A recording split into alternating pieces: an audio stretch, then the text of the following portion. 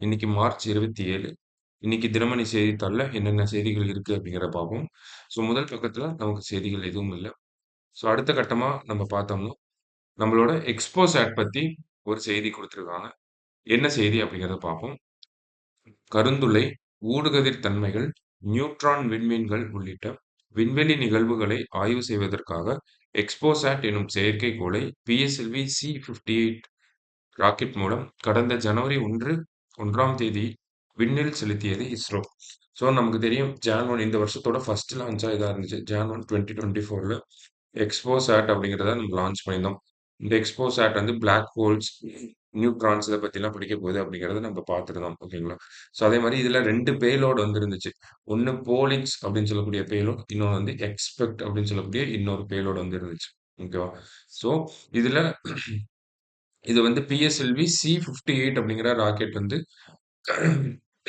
விண்ணுக்கு எடுத்துட்டு போச்சு அப்படிங்கிறத பார்த்திருந்தோம்.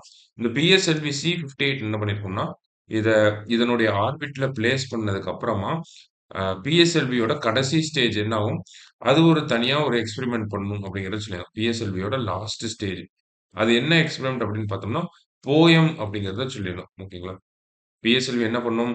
நமக்கு பூமியிலேருந்து கிளம்பி எக்ஸ்பெக்ட் அண்ட் அந்த போலிஸ் அந்த பேலோட் எல்லாத்தையும் வந்து அது அதனுடைய ஃபிக்ஸ் பண்ண இடத்துல விட்டுட்டு, அதுக்கப்புறமா பிஎஸ்எல்வியோட கடைசி ஸ்டேஜ் ஓகேங்களா? 4த் ஸ்டேஜ் ஆஃப் த ராக்கெட் என்ன பண்ணும்னா, நமக்கு தனியா பிரிஞ்சு வந்து அது மட்டும் சில எக்ஸ்பெரிமென்ட்ட பண்ணும் அப்படிங்கிறத சொல்லியிருந்தோம். அத பத்தி குடுத்திருக்காங்க. அந்த செயற்கைக்கோள் திட்டமிட்ட பாதையில் நிலைநிறுத்தப்பட்ட பிறகு, ராக்கெட்டின் 4ஆம் நிலையான PS-4 போயம் 3 அப்படின்னு சொல்லியிருக்காங்க. பகுதியானது 350 கிலோமீட்டருக்கு கீழே இறக்கப்பட்டு ஆய்வு நடவடிக்கைகள் முன்னெடுக்கப்பட்டன. அதில் 9 ஆய்வுக் கருவிகள் பொருத்தப்பட்டிருந்தன அப்படின்னு சொல்றாங்க. அதுதான் ஆ சேட்டலைட்ஸ் அதனுடைய அந்த பேலோட்ஸ ஃபிக்ஸ்டு பாத்ல நம்ம வச்சிர்றோம். ஓகேங்களா? இந்த எக்ஸ்பெக்ட் போலிக்ஸ் அப்படிங்கிறதெல்லாம். அதுக்கப்புறமா அது ஒரு 350 கிலோமீட்டர் கீழ டவுன் பண்ணி PS-4 வந்து என்ன பண்ணுது? போயம் அப்படின்னு சொல்லக்கூடிய ஒரு எக்ஸ்பெரிமெண்ட் பண்ணுது. அது என்ன போயம் அப்படின்னு பார்த்தோம்னா, பிஎஸ்எல்வி ஆர்பிட்டால் எக்ஸ்பெரிமென்டல் மாடியூல் அப்படின்னு சொல்லுவாங்க. ஓகேங்களா? போயம் அப்படின்னா பிஎஸ்எல்வி ஆர்பிட்டால் எக்ஸ்பெரிமென்டல் மாடியூல். ஓகேவா? ஸோ அ ஒரு 2, 3 வருஷமாவே இந்த போயம் அப்படிங்கிற எக்ஸ்பெரிமென்ட்ட பண்ணிட்டு தான் இருக்காங்க. அதனால தான் இத வந்து போயம் 3 அப்படின்னு சொல்றாங்க. ஓகேங்களா? இது 3 எக்ஸ்பெரிமென்ட். போயம் 3 அப்படிங்கிறது பிஎஸ்எல்வியோட 4த் ஸ்டேஜ் தான் பண்ணும். ஓகேங்களா? பிஎஸ்எல்வியோட 4த் ஸ்டேஜ் கடைசி ஸ்டேஜ். ஓகேவா? போயம் அப்படின்னா பிஎஸ்எல்வி ஆர்பிட்டால் எக்ஸ்பெரிமென்டல் மாடியூல் அப்படின்னு சொல்றோம். இது சில அ ஆய்வு நடவடிக்கைகள்லாம் எடுத்த பிறகு, அத திருப்பி பூமிக்கே கொண்டு வந்துருவாங்க. ஓகேங்களா? அந்த ஒரு நிகழ்வ பேஸ் பண்ணி தான் இந்த ஒரு ஆர்டிக்கிள பார்க்குறோம். பிஎஸ்எல்வியோட அந்த போயம் 3 அப்படிங்கிறது அதனுடைய எக்ஸ்பெரிமென்ட் எல்லாம் முடிச்சுட்டு எங்க வந்திருக்கு? இப்ப பூமிக்கு வந்திருக்கு. ஓகேங்களா? பூமியிலே தரையிறக்கப்பட்டிருக்கு. அதுதான் இந்த நியூஸோட பேக்கிரவுண்ட். ஓகே. அதுக்கு நம்ம கடைசியா வருவோம். அத தாண்டி நம்ப அனுப்பியிருந்தோம் இல்லையா? 2 பேலோட். போலிக்ஸ் மற்றும் எக்ஸ்பெக்ட் அப்படின்னு சொல்லக்கூடிய அந்த 2 பேலோடும், அவங்க இதுவரைக்கும் என்ன பண்ணியிருக்காங்க அப்படிங்கிறத பார்ப்போம்.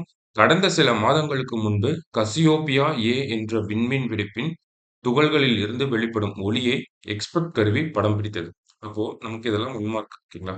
கசியோப்பியா A அப்படிங்கிற இந்த விண்மீன் வெடிப்பில இருந்து அந்த துகள்கள படம் பிடித்தது எது அப்படின்னு கேட்டா, எக்ஸ்பெக்ட் அப்படிங்கிற இந்த பேலோட். ஓகேங்களா? எக்ஸ்பெக்ட் அப்படிங்கிறது. ஓகேங்களா? எக்ஸ்ரே ஸ்பெக்ட்ரோகிராஃபி அப்படிங்கிறது சொல்லுவாங்க. ஓகேவா? ஸோ இந்த பேரு தான் நமக்கு முக்கியம். கசியோப்பியா ஏவ யார் படம் பிடிச்சது? எக்ஸ்பெக்ட். ஓகேவா? அடுத்தது, அதே போன்று போலிக்ஸ் கருவி விண்வெளியில் உள்ள நியூட்ரான் விண்மீன்களிலிருந்து வெளியேறும் ஊடுகதிர்களின் துருவமுனைப்பு அளவை ஆய்வு செய்ததும் குறிப்பிடத்தக்கது. ஓகேங்களா? போலாரிமீட்டர். ஓகேவா? போலிக்ஸ் அப்படின்னு சொல்லக்கூடிய இந்த விஷயம் என்ன பண்ணிருக்கு? அந்த நியூட்ரான் விண்மீன்கள்ல இருந்து வரக்கூடியத நமக்கு ஆய்வு பண்ணிட்டு வருது. அப்ப நியூட்ரான் அப்படின்னா நமக்கு நியூட்ரான் விண்மீன்கள் அப்படின்னா போலிக்ஸ்ங்கிறது தெரியும். கசியோப்பியா ஏ இதுதான் முக்கியம். கசியோப்பியா ஏ அப்படின்னா நமக்கு எக்ஸ்பெக்ட் அப்படிங்கிறது தெரிஞ்சிருக்கணும். ஓகேங்களா?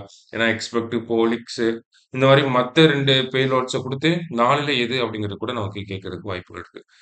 இந்த மாதிரி இருக்கப்போ ஜனவரி 1, 2024ல லான்ச் பண்றோம். எக்ஸ்பெக்ட் போலிக்ஸ்லாம் அங்க போயிருச்சு. அவங்களோட தனியா அந்த வேலைய கசியோப்பியா ஏவ படம்பிடிக்கிறாங்க. நியூட்ரான் விண்மீன்கள் சார்ந்த ஆய்வுகள நடத்திக்கிட்டு இருக்காங்க. ஸோ அது ஒரு பக்கம் நடந்துகிட்டு இருக்கப்போ, போயம் பிஎஸ்எல்வியோட 4த் ஸ்டேஜ் என்ன பண்றாங்க, ஒரு 350 கிலோமீட்டர் கீழ இறங்கி வந்து, அவங்க தனியா ஆய்வுகள நடத்திட்டே இருக்காங்க. அவங்களோட அந்த பிஎஸ்4 அந்த போயமோட எக்ஸ்பெரிமென்ட் எல்லாம் முடிஞ்சது பிறகு, இஸ்ரோ என்ன பண்றாங்கன்னா, அவங்கள பூமிக்கு கொண்டு வராங்க. ஓகேவா? அதனுடைய ஆய்வுப் பணிகள் முடிந்த பிறகு என்ன சொல்றாங்க, அதன் ஆய்வுப் பணிகள் அனைத்தும் நிறைவடைந்ததைத் தொடர்ந்து, பசிபிக் பெருங்கடலில் கடந்த 21ஆம் தேதி மதியம் 2 மணிக்கு பிஎஸ்4 நிலை இறக்கப்பட்டதாகவும் இஸ்ரோ தெரிவிக்கிறது அப்படிங்கிறது சொல்றாங்க. ஸோ எங்க இறக்கியிருக்காங்க? பசிபிக் பெருங்கடல்ல வந்து இறக்கியிருக்காங்க. ஓகேவா?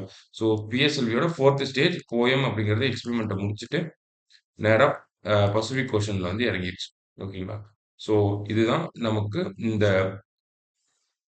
எக்ஸ்போசாட் அப்படிங்கிற இந்த லான்ச்சோட லேட்டஸ்ட் அப்டேட்டா இருக்கு. ஓகேங்களா? பிஎஸ்4 அதாவது போயம் அந்த இது வந்து நமக்கு கடல்ல வந்து விழுந்துருச்சு. எந்த கடல்னா பசிபிக் ஓஷன்ல வந்து. ஓகேவா? ஸோ இது ஒரு செய்தியா குடுத்திருந்தாங்க நமக்கு.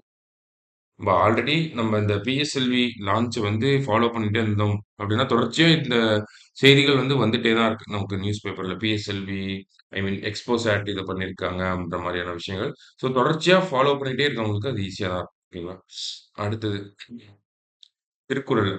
எய்தற்கு அரியது ஏய்ந்தக்கால் அந்நிலையே செய்தற்கு அரிய செயல். கிடைத்தற்கரிய காலம் வந்து வாய்க்குமானால், அந்த வாய்ப்பை பயன்படுத்திக் கொண்டு, அப்போதே செய்தற்கரிய செயல்களை செய்து முடிக்க வேண்டும். அப்படிங்கிறத சொல்றாங்க. ஓகேவா? ஸோ, சான்ஸ் கிடைக்கிறப்பயே அத நல்லா பயன்படுத்திக்கணும் அப்படிங்கிறது தான் இந்த குறளோட மீனிங்கா. ஓகேங்களா? திருக்குறள் எண் 489 அதிகாரம் காலம் அறிதல். அடுத்த கட்டமா நமக்கு என்ன செய்திகள் இருக்கு அப்படின்னு பார்த்தோம்னா, இந்த மார்பக புற்றுநோய் குறித்த ஒரு ரிப்போர்ட் வந்திருக்கு. அந்த ரிப்போர்ட்ட வச்சு தான் பார்க்கணும். தமிழகம், கர்நாடகத்தில் மார்பக புற்றுநோய் பாதிப்பு அதிகம். அப்படின்னு யார் சொல்றாங்க? ICMR Indian Council of Medical Research அப்படின்னு சொல்லக்கூடிய இந்த ஐசிஎம்ஆர் அமைப்பு தான் வந்து சொல்லியிருக்காங்க. இந்திய மருத்துவ ஆராய்ச்சி கவுன்சில் ஓகேங்களா? இம்மாத தொடக்கத்தில் வெளியிட்ட இந்த ஆய்வறிக்கையில் கடந்த 2012 முதல் 2016ஆம் ஆண்டு வரையில் மாநில அளவிலான இந்தியாவின் மார்பக புற்றுநோய் பாதிப்புக்கான தாக்கம் குறித்து ஒரு ஆய்வு. அப்ப என்ன காலகட்டம் அப்படிங்கிறத குடுத்துருக்காங்க. 2012லிருந்து 2016 வரைக்கும் இருக்கக்கூடிய அந்த மார்பக புற்றுநோய் அதன் தாக்கம் இந்திய மாநிலங்களுக்கிடையே எப்படி இருக்கு அப்படிங்கிறத தான் பார்த்துருக்காங்க. அந்த வகையில தமிழ்நாடு, தெலுங்கானா, கர்நாடகம் மற்றும் தில்லி ஆகிய மாநிலங்களில் மார்பக புற்றுநோயின் பாதிப்பின் தாக்கம் அதிகமாக உள்ளது. சரிங்களா? நாட்டோட வடகிழக்கு, வடக்கு, மேற்கு பகுதிகள கம்பேர் பண்றப்போ, தென் மாநிலங்கள்ல அதிகமான பாதிப்புகள் இருக்கு அப்படிங்கிறது தெரியுது. குறிப்பா தமிழ்நாடு, தெலுங்கானா, கர்நாடகம் என 3 மாநிலங்கள் தென் மாநிலங்கள்ல இருந்து வருது. அது மட்டும் இல்லாம தில்லி இந்த இந்த மாநிலங்கள்லாம் வந்து அதிகப்படியான மார்பக புற்றுநோயின் தாக்கம் அப்படிங்கிறது இருக்குன்னு சொல்றாங்க. அடுத்தது நகர்ப்புற மக்கள், கிராமப்புற மக்கள்னு எடுத்து பார்க்கிறப்ப, நகர்ப்புற மற்றும் மெட்ரோ நகரங்களில் வசிக்கும் பெண்களை விட, கிராமப்புற பெண்களுக்கு மார்பக புற்றுநோய் வருவதற்கான வாய்ப்புகள் குறைவாகவே உள்ளன அப்படிங்கிறது சொல்றாங்க. இப்ப நகர்ப்புறத்துல இருக்கக்கூடிய பெண்களுக்கு தான் அதிகப்படியான வாய்ப்புகள் இருக்கு மார்பக புற்றுநோயால் தாக்கப்படுவதற்கு அப்படிங்கிறத சொல்றாங்க. அதற்கான சில காரணங்களையும் குடுக்குறாங்க. உடற்பயிற்சிகள் செய்யாத மந்தமான வாழ்க்கை முறை, அதிக உடல் பருமன் விகிதம், தாமதமான திருமணம் மற்றும் பிரசவம் ஆகியவை நகர்ப்புறங்களில் மார்பக புற்றுநோயின் அதிக பாதிப்புக்கு காரணம் என ஆராய்ச்சியாளர்கள் தெரிவிக்கின்றனர் அப்படிங்கிறது சொல்றாங்க.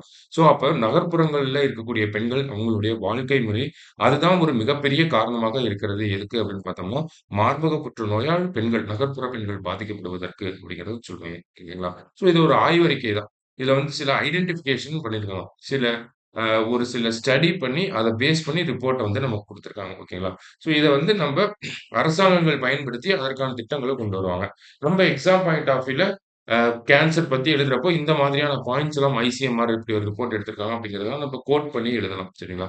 அடுத்தது பார்த்தோம்னா, இந்திய நகரங்களுக்கு இடையிலான பட்டியலில் ஹைதராபாத், சென்னை, பெங்களூரு மற்றும் தில்லி ஆகியவை பட்டியலில் முதலிடத்தில் உள்ளன. சோ இந்த நகரங்கள பார்த்தாலே தெரியுது. நமக்கு இவங்க எல்லாருமே வந்து இந்த ஐடி துறை அதிகமாக இருக்கக்கூடிய ஒரு நகரங்களா இருக்கு. ஹைதராபாத், சென்னை, பெங்களூரு மற்றும் டெல்லி. இங்கெல்லாம் ஐடி செக்டார் அப்படிங்கிறது ரொம்ப குரோத்தா இருக்கு. அப்ப ஐடி செக்டார்ல இருக்கக்கூடிய பீப்பிள் அவங்களுக்கு வந்து இந்த மார்பக புற்றுநோய்க்கான விழிப்புணர்வு அப்படிங்கிறது தேவைப்படுது. இப்ப நம்ப அரசாங்கம் என்ன பண்ணலாம்? ஐடி துறையையும் நம்ப இந்த ஒரு ஹெல்த் இனிஷியேட்டிவ்குள்ள கொண்டு வரலாம். ஐடி துறையும் உள்ள கொண்டு வந்து, அந்த ஐடி கம்பெனிகள் மூலியமாக அவங்களுக்கு ஒரு விழிப்புணர்வ அளிக்கலாம். ஓகேங்களா? ஆஃபீஸ்லயே வந்து அவேர்னஸ் கேம்பெயின்ஸ் வந்து போடுவாங்க. ஸோ இந்த மாதிரியான நடவடிக்கைகளை எடுக்க முடியும். சரிங்களா? அதுக்காக தான் இந்த மாதிரியான அறிக்கைகள்லாம் அரசாங்கத்துக்கு தேவைப்படுது. ஸோ இந்த அறிக்கையை யார் சமர்ப்பிச்சிருக்காங்க அப்படின்னு பார்த்தோம்னா, ICMR Indian Council of Medical Research அப்படின்னு சொல்லக்கூடிய இவங்க தான் வந்து குடுத்துருக்காங்க. சரிங்களா? ஸோ இன்னைக்கு செய்தியில பார்க்குறப்போ இது ஒரு முக்கியமான செய்தியா இருக்கு. தமிழகம், கர்நாடகத்தில் மார்பக புற்றுநோய் பாதிப்பு அதிகம் அப்படிங்கிறத சொல்லியிருக்காங்க. ஸோ அப்ப இன்னைக்கு செய்தித்தாள பார்க்குறப்போ ஒரு 2 முக்கியமான செய்திகள் பார்த்திருந்தோம்.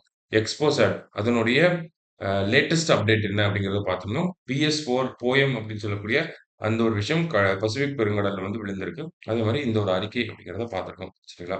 ஸோ இன்னைக்கு செய்தித்தாள்ல மத்தபடி வேற எதுவும் செய்திகள் பெருசாக இல்ல. ஸோ நாளை செய்தித்தாள் வாசிப்புல சந்திக்கலாம். நன்றி.